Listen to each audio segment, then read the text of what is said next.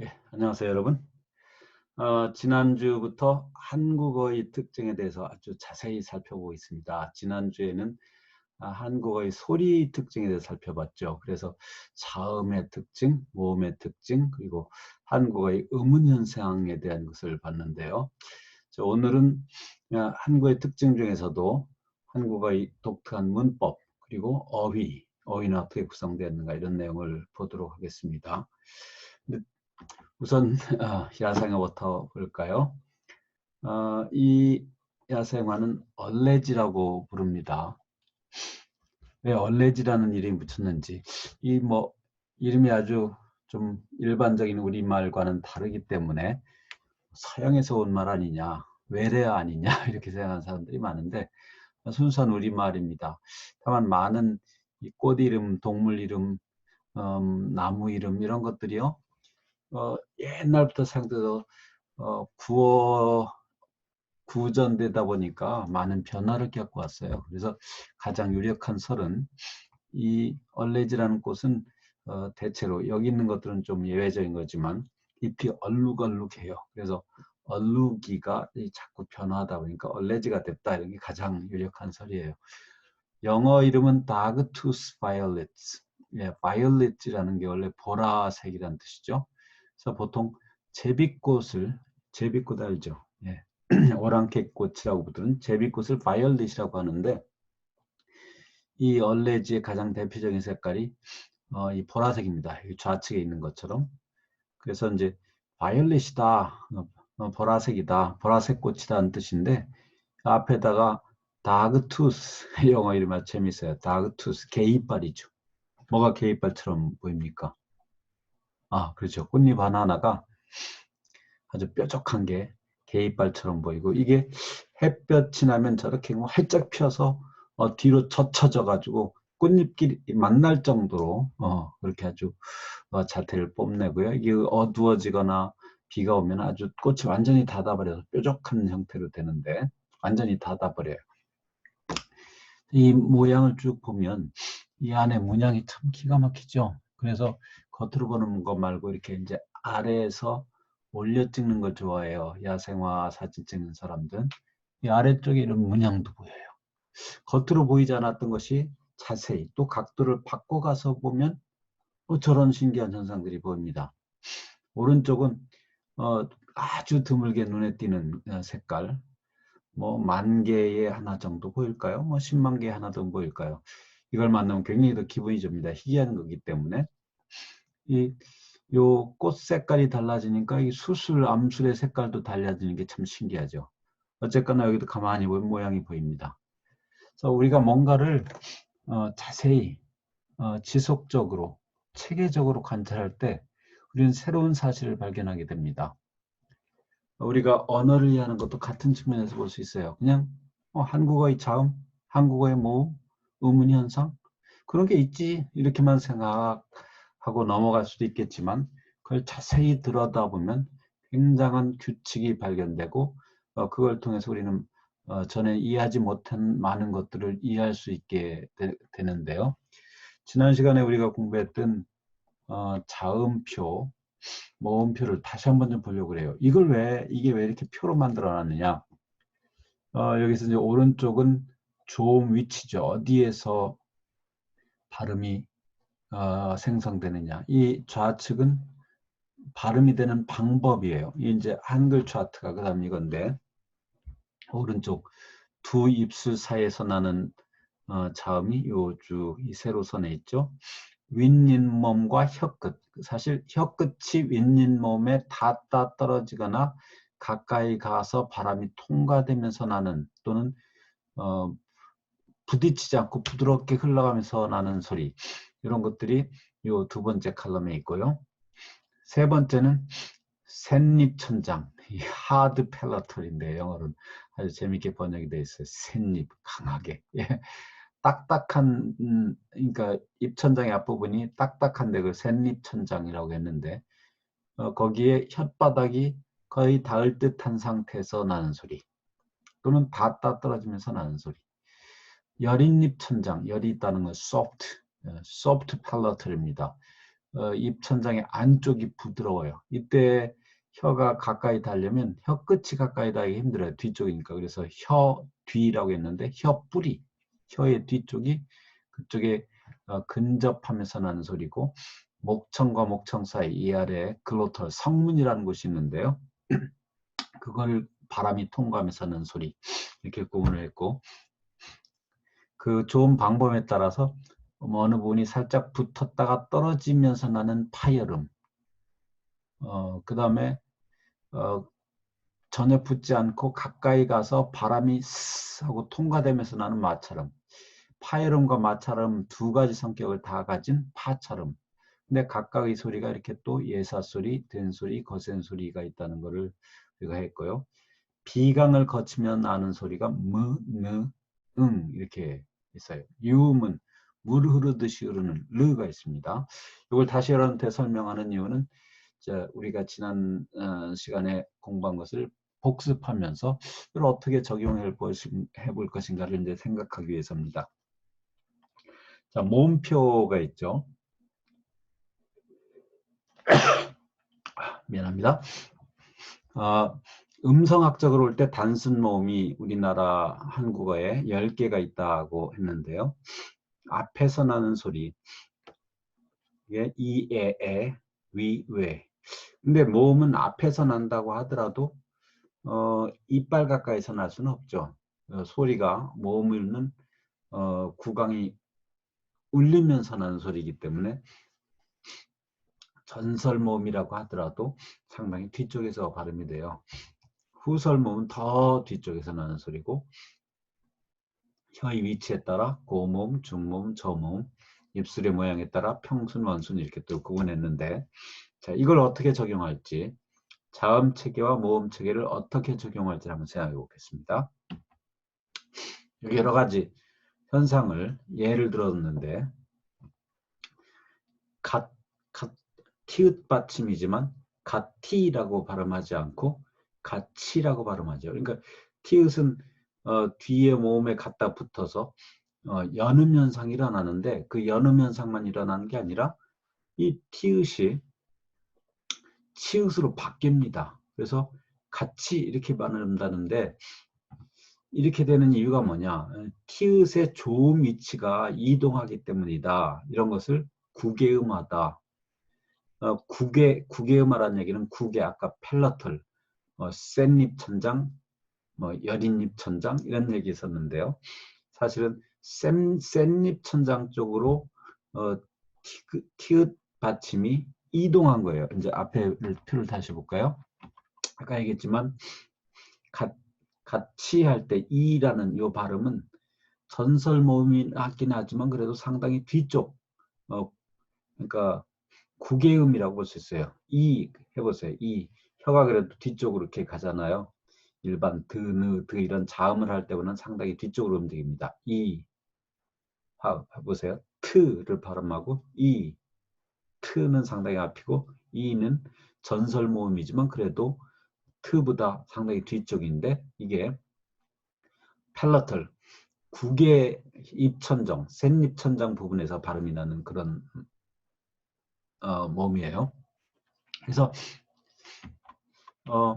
티읕은 여기 보십시오. 이 표에서 티읕은 윗잇몸과 혀끝에서 발음이 나는데, 이라고 하는 모음이 여기 센입천장 부분의 소리가 나요. 그래서 이 티읕이라는 발음이 센입천장 부분의 소리로 바뀌는데, 같은 성격의 센입천장 소리로 바뀝니다. 센입천장에 해당되는 소리가 요거인데요. 그 중에서 이 티읕이 거센 소리죠. 그 중에서 거센 소리는 치읕으로 바뀌는 거예요. 왜냐하면 이라는 모음이 센입천장에서 나니까 그쪽을 따라가는 거죠. 그렇지 않고는 발음이 힘들어져요. 이왕이면 같은 곳에서 발음을 해야 되는 게 좋죠. 그래서 이렇게 구개음화 현상, 조음위치가 이동했다.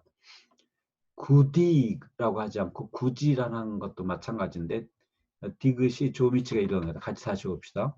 원래 여기서 나던 것인데 이게 센입천장 쪽으로 뒤쪽으로 이동했어요. 그 중에서 예사 소리는 지읒이죠.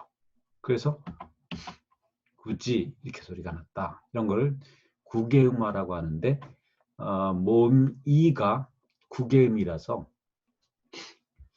앞에 나온 티읕, 디귿, 디귿 이런 것들이 티읕과 디귿이 구개음 쪽으로 바뀌어서 조미치가 바뀌어서 나는 현상, 이게 구개음화입니다.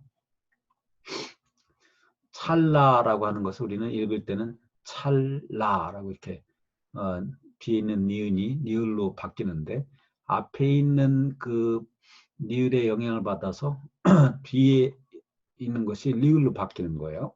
이런 걸 이제 순행동화라고도 하고 바뀐 나중에 이제 똑같이 됐다 그래서 완전동화.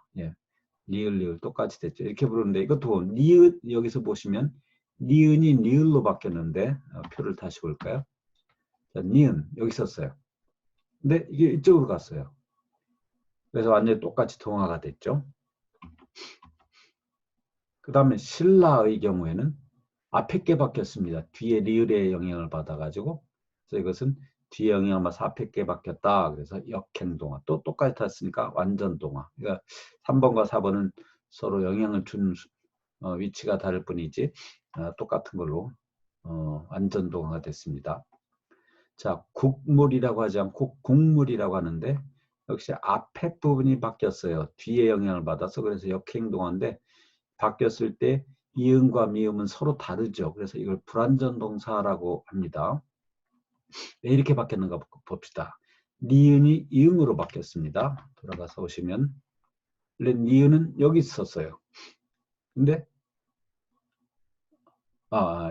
기억이었죠. 국물인데 이게 이렇게 바뀌었어요. 상당히 많이 바뀌었죠. 근데 여린잎 천장과 혀 뒤에서 소리나는 조음 위치는 똑같은데 방법이 달라졌는데 국물 할 때 물, 미음이 비음이죠. 그래서 비음과 잘 어울릴 수 있도록 기역의 비음 위치, 기역 위치에서 비음으로 바뀌다 보니까 이응이 되는 거죠. 그래서 이제 같은 비음을 따라갔는데 이런 걸 비음동화라고 부르고 우리가 지난 시간에도 여러 가지 영어 예를 들어봤습니다. 영어 발음을 우리식으로 잘못하는 경우가 있는데 그게 우리말의 굉장히 강력한 비음동화 현상 때문이다 라는 얘기를 했었습니다. 마지막 예를 보시면 독립이 독립 양쪽 다가 바뀌었습니다.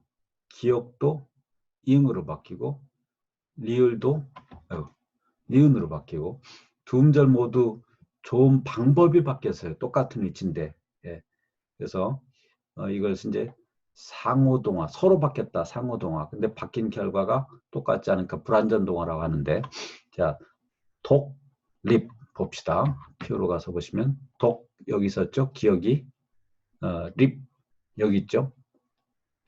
하나는 요줄 윗니과 혀 끝에서 니을은 소리가 나고요. 기억은 여린잎 천장과 혀 뒤에서 소리가 나는데 이게 그래도 가장 서로 비슷한 발음으로 발음하기 비슷하게 소리가 나게 해서 서로 타협을 해요.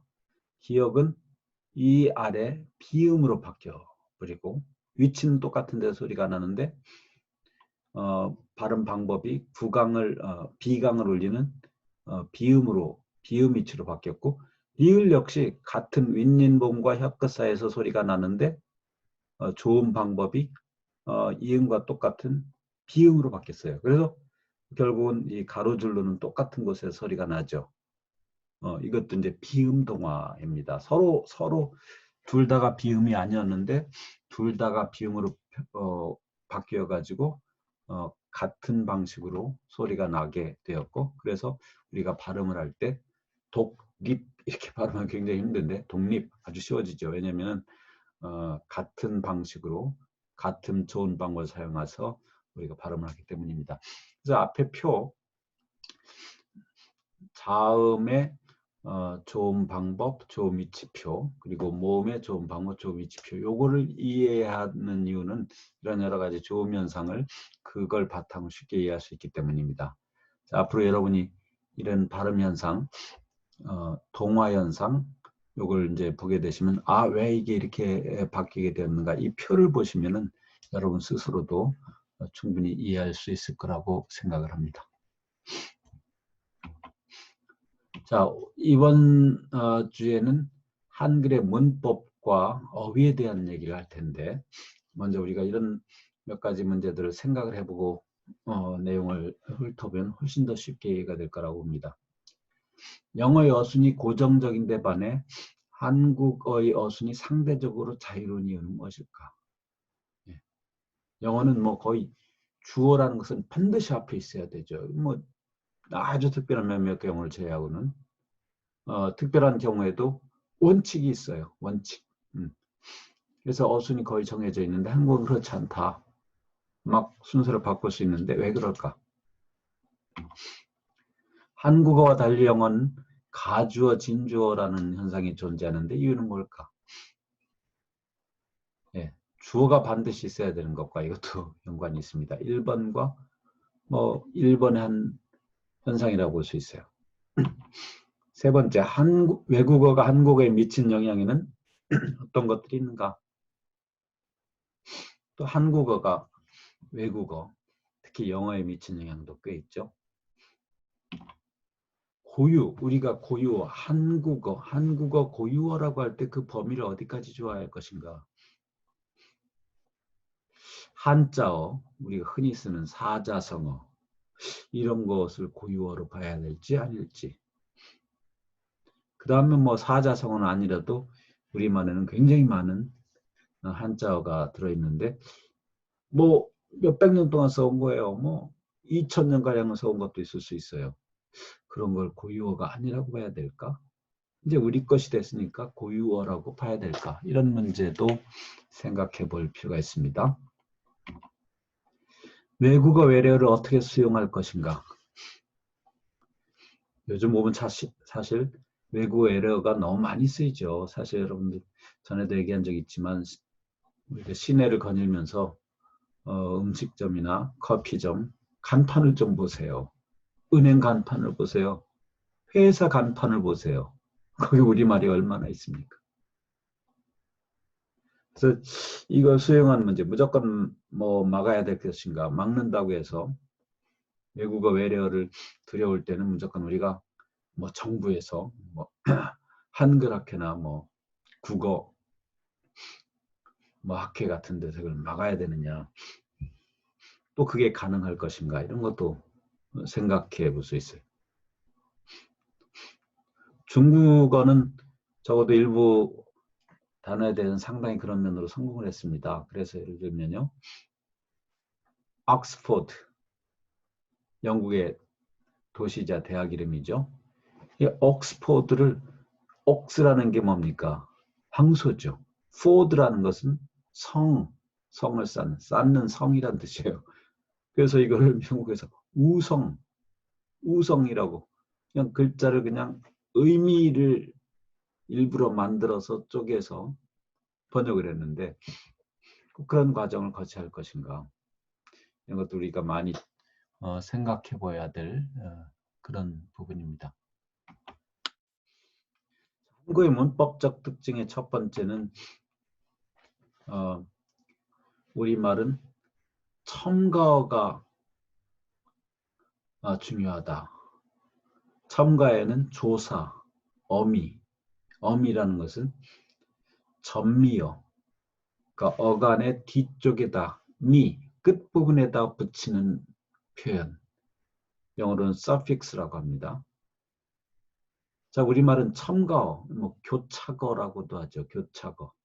우리가 이제 언어의 종류를 고리어, 교차어, 굴절어 이렇게 세 가지로 나눴었는데 기억이 나는가 모르겠습니다. 첨가어라는 것은 교차어라고도 하는데 어간에다가 작은 조각들, 어떤 기능을 하는 작은 조각들을 하나씩 계속 붙여가지고 그걸 굉장히 복잡한 덩어리로 만들어 쓰는 agglutination이라고 해요. agglutination, glue, 악유란 뜻이죠. agglutination, 붙여간다는 뜻인데요. 한국에는 이 첨가어의 특징이 있어서 조사라는 것은 격조사 같은 걸 말하죠. 처석 격조사, 주격조사, 목적격조사, 서석격조사 뭐 이런 것들을 조사라고 하는데 이런 게 아주 중요한 언어다. 예를 들어서 할아버지들께서 말씀들을 나누고 계시었습니다. 요 문장에 보시면 할아버지가 어간이죠. 이게 핵심인데 명사에 들 복수형 전미어가 붙을 수 있고요. 그 다음에는 깨서 이제 주격조사인데 이제 존대 할아버지가 높으신 분이니까 존칭 주격조사가 붙었고 말씀들 역시 복수형 을 목적격조사가 붙었고 나누고 계시다 뭐 나누고 있다 에서 이제 그게 존대형이 계시다잖아요. 그거라는 것도 이제 앞에 편과 뒤에 편 동사 본동사와 있다는 이제 일종의 보조동사 영어로 말하면은 뭐 조동사급에 해당되는 게 있다 나누고 계시다인데 이 본동사와 조동사급을 연결할 때 이 고가 쓰입니다. 이것도 연결어미예요. 동사에 붙는 연결어미. 계시다, 있다가 이제 계인데 있다가 이제 계로 쓸 때는 이게 존대를 하는 표현이기 때문에 시가 저절로 따라 붙죠. 그리고 주어가 할아버지 이렇게 높으신 분이기 때문에 주체 존대를 표시하는 시라는 의미가 붙고요. 과거형 전미어가 붙고요. 습니다. 내가 말하는 상대가 격식을 차려야 되는 상대일 때 습니다. 이렇게 하잖아요.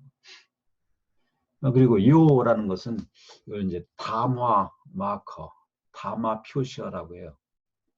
디스코스 마커. 내가 이 얘기를 이끌어가면서 그걸 이 대화의 흐름에 어떻게 맞춰 나갈 것인가.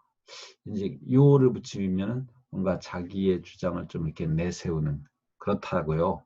그래서 이제 상대방을 설득하고 상대방의 강한 이미지를 제작할 때 요를 붙이죠. 특히 이 동사를 보시면 굉장히 많은 조각조각들이 붙어가지고 아주 복잡한 의미를 형성하고 있습니다. 자, 그러면 모든 언어가 한국어처럼 접미어를 사용하는가? 그렇지 않은 언어가 있어요. 물론 많은 언어들이 그렇지 않습니다. 접미어를 대폭 사용하는 언어가 많은데 접두어를 사용하거나 아니면 reduplication, 중복, 똑같은 것을 자꾸 반복해서 써서 특정한 의미를 나타내는 그런 언어도 있고요. 또 infix, in, fix, 어간을 쪼개고 가운데다 무엇을 끼워 넣어가지고 의미를 전달하는 게 있어요.